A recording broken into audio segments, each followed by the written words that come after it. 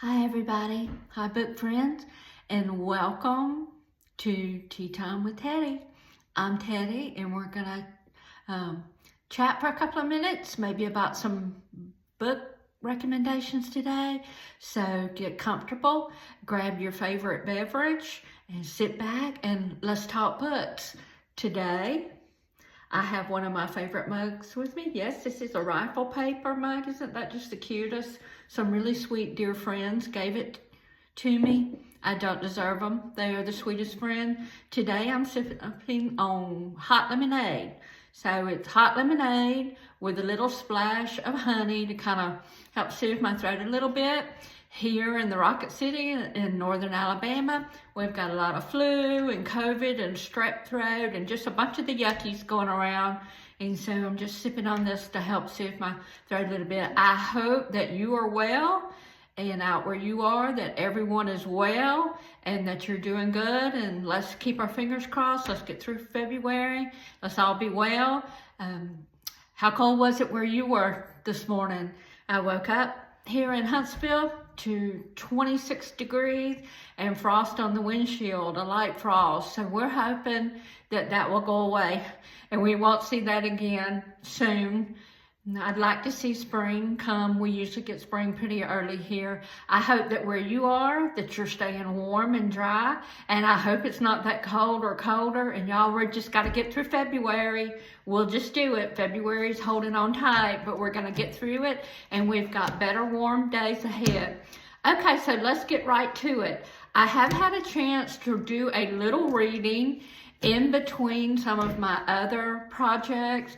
I'm currently working on my third book, my work in progress. It is called Truth Tellers. I have gotten through the research phase of that and the outlining and the initial writing, and I'm really excited about it. Usually, I love to read. Y'all know that. I am a reader. Reading is one of my greatest passions, and I try not to go a day without reading something, but I want to read everything, so I have to prioritize. So usually what I do is I will read my book club selection so that when I go to my neighborhood book club is my alibi.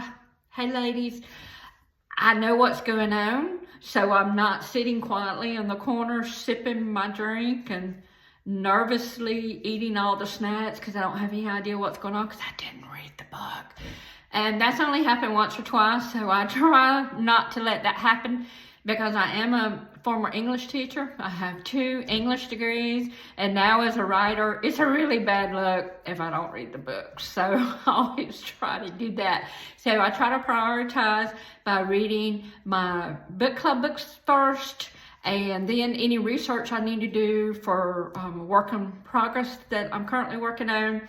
And then I save the rest for any free reading that I might have time to do. So the first thing that I did get to read in my little break in between projects, I don't know if you can see that very well, is called Beautyland. And yes, this is a library book. I do use our library, and I really highly encourage you to use your local libraries. It is best use of your taxpayers' money. I mean, it's just a great resource, and I would encourage everybody to do it. Beautyland, look at that cover. Isn't that a beautiful cover? You can tell probably that it's science fiction by the cover. There's good representation of the genre. It is written by Marie-Helene Bertino. It's a new book. It was released in 2024. It was Goodreads, one of the final nominations in the science fiction category. I mean, it's just been really, really well received. I'm going to give you just a little bit of information about it. I don't want to spoil too much. The main character's name is Adina, and she is an alien, or maybe believes that she's an alien who was sent to Earth to document humans. And the way she does that with her extraterrestrial superior beings is through a fax machine. And so it's kind of a really neat concept.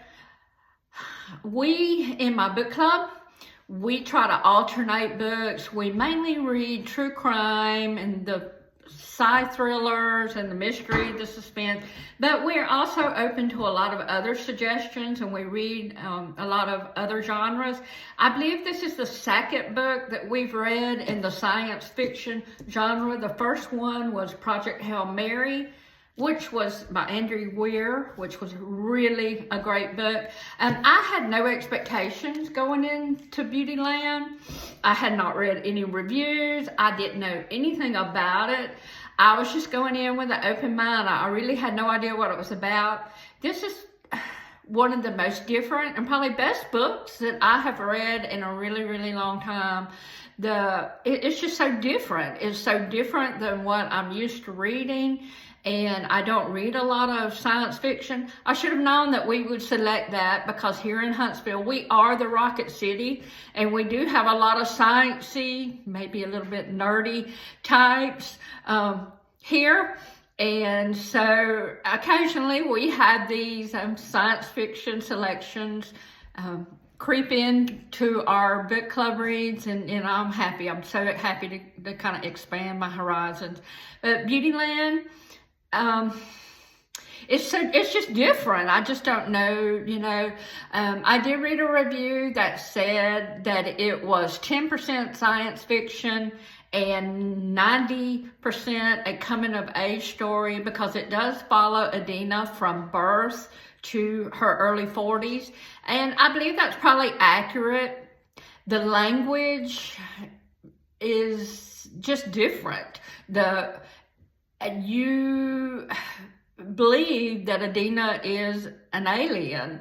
Her language is very stilted, it's distant.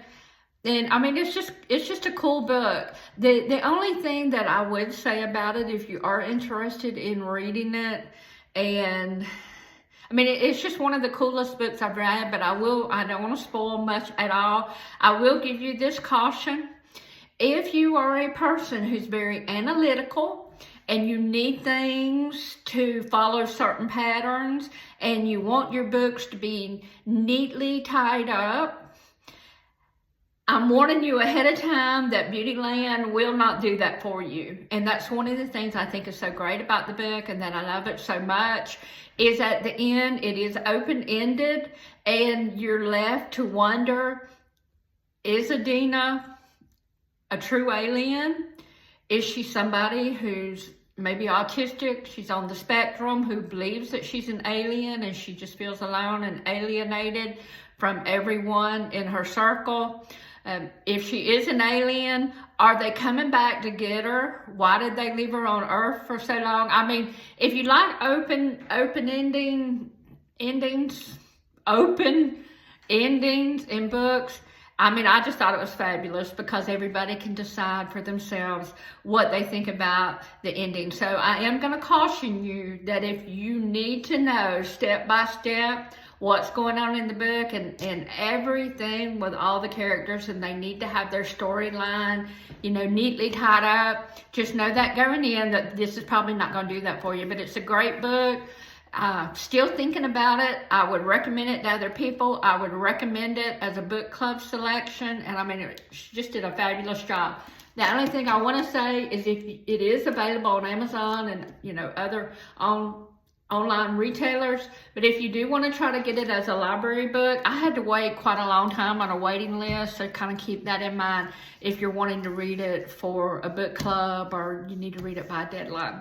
So yeah, check it out. I thought it was awesome. I don't remember who recommended that in our neighborhood book club, but yay, thanks. I enjoyed it. The second book that I want to talk to you about, called A Gentleman in Moscow. It is Amor Towles. This was a birthday gift from a dear friend. I finally got through reading it. It took me a while. My birthday was in December. I finally got through this, and not because the book was bad or it was hard or it's complicated. It's just a big book, and it has little tiny words, little teeny tiny words, and lots of pages. And I'm trying to read it at night, and these eyes need a lot more light than what I was getting at night. I had my book light on and my task light on, and all around me lit up like the full moon. So late at night was probably not the best time for me to be reading. I needed a little bit more natural light to read that. But anyway, I got it read. It's great. This is in one of the genres that I normally read in historical fiction. It is loosely historical. It is about the time period after the Russian Revolution, after the Bolsheviks took over and overthrew the aristocrats. The main character is Count Alexander Rostov. And rather than being executed with a lot of the other aristocrats of that time, he was allowed to live in the Metropole, which is a very luxurious, fancy hotel across the square from the Kremlin in Moscow. So that was his punishment, and he was allowed to do that. He was allowed to go outside, and he could go out on in the courtyard, but no further than the hotel courtyard, because if he was discovered, he would be shot on sight. He would be executed. So he had imposed exile. He lived in the Metropole across from the Kremlin for over 30 years. So he was a young man, I believe in his late 20s, early 30s. And then at the end of the book, he was 60, a little over 60. This is just an excellent, excellent book.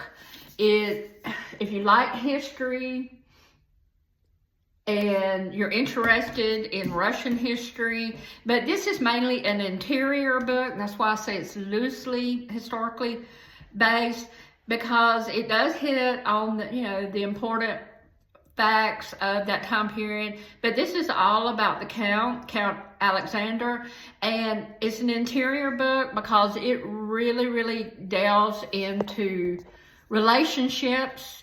And because he was in exile and he was basically held prisoner in the hotel, he had to create a good life for himself, because that was where he was going to be. He was in one of the largest suites in the hotel, and they moved him and the little bit he could fit upstairs in the attic, and in what in a lot of European buildings would be called a maid's quarters. And so he had to create a new life for himself, and he met a lot of new people. He established a lot of long-lasting relationships. I mean, the language is just phenomenal. The pictures that the author paints, it's incredible. If you like historical fiction and you love great writing, great prose, great language, I would highly recommend this. And I took a quick look at the Metropole to see if this is actually still standing in Moscow. It is. It is still a thriving hotel. She is over 118 years old now. She's considered a luxury 5-star hotel. And if you actually wanted to go and stay there and see all the places that Count Alexandra stayed and lived in around this historic building, right now you can do it for about $250 a night. So that's a pretty good bargain, I would say. It's a great bargain, actually. And good news for those of you who don't like to read long books, but you do like historical fiction and you like historical movies. I just found out today, and who knew? I wish I'd known this already, but A Gentleman in Moscow is a limited series on Paramount Plus. Has Ewan McGregor. It's getting excellent ratings. The cinematography is phenomenal, and it's supposed to be really good. So if you want to shortcut a little bit and not ruin your eyes, staying up late reading so many words in really dim light, check it out on Paramount Plus. Give this a go and let me know what you think. I hope in the comments that you'll let me know some of your favorite books that you've read so far 2024. I would love to check them out. I want to widen my reading range a little bit and tuck into really good books as I have time to do it. Thank you so much for spending time with me today. Drink the rest of your great beverage. Y'all have a good day. Have a great weekend. Stay warm. Stay safe. hang in there, be kind to others, read some great books, and I'll catch you later. Bye, book friends.